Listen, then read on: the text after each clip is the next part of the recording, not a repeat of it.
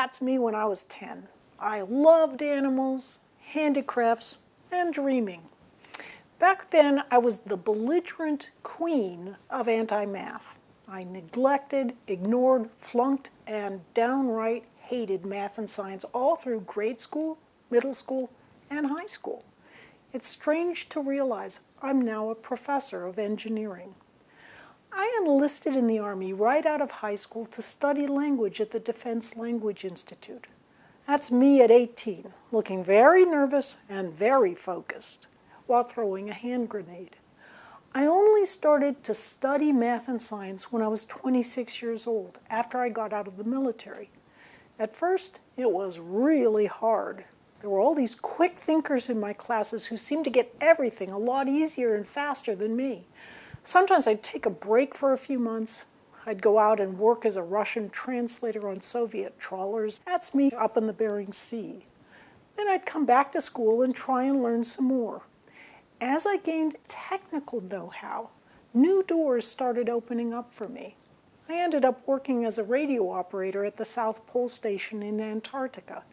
That's where I met my husband. I always say I had to go to the end of the earth to meet that man. Here he is after only 10 minutes outside at minus 70 degrees Fahrenheit with a 60-mile-an-hour wind. The wind chill takes it off the charts. Now, I wasn't natural in math and science, not at all. The way I succeeded was to gradually begin to figure out some tricks. But let's back up a step.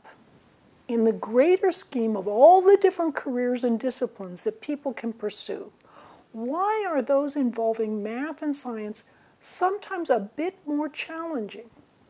We think it may be related, at least in part, to the abstract nature of the ideas.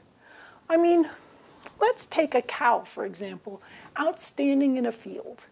If you have the word cow, you can point right to a cow to learn what that word means. Even the letters for the word cow, C-O-W, are roughly analogous to sounds that they stand for. But for mathematical ideas, there's often no analogous thing you can point to. There are no plus signs standing out in a field, no multiplication, division, or other kinds of things that can directly equate to many mathematical or scientific terms. These terms are more abstract, in other words. Well, you might say, yeah, but what about words like love or zest or hope? Those are all abstract. Yes, they are. But the thing is, these abstract terms are often related to our emotions. We can feel our emotions even if we can't see and point to concrete examples, like we could with the cow. This means it's important to practice with ideas and concepts you're learning in math and science, just like anything else you're learning, to help enhance and strengthen the neural connections you're making during the learning process. You can see on your left here the symbolic representation of a thought pattern. Neurons become linked together through repeated use. The more abstract something is, the more important it is to practice in order to bring those ideas into reality for you. Even if the ideas you are dealing with are abstract, the neural thought patterns you are creating are real and concrete. At least they are if you build and strengthen them through practice. Here's a way to picture what's going on. When you first begin to understand something, for example, how to solve a problem, the neural pattern you form is there, but very weak, kind of like the faint pattern at the top of our pinball machine analogy here. When you solve the problem again, fresh from the start, without looking at the solution, you begin deepening that neural pattern, kind of like the darker pattern you see here in the middle.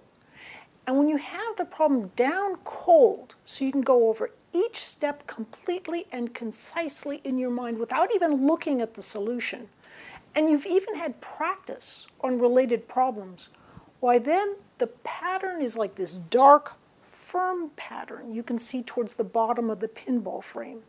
Practice makes permanent.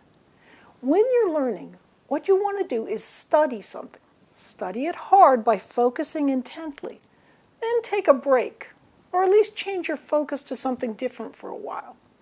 During this time of seeming relaxation, your brain's diffuse mode has a chance to work away in the background and help you out with your conceptual understanding.